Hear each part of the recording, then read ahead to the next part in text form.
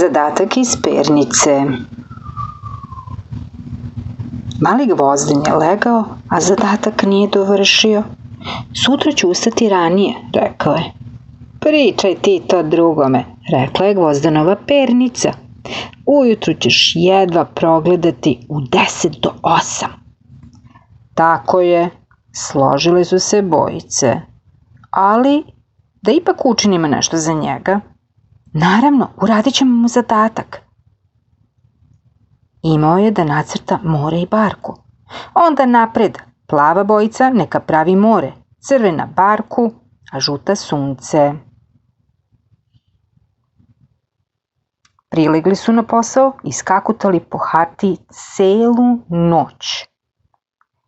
A pred zoru su se svi zajedno vratili u pernicu. Ujutro se Gvozden češkao iza uha.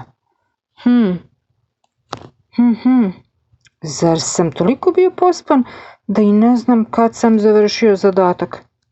Iz pernice ti je zadatak, škriputala je gumica. Čiča miča i gotova priča.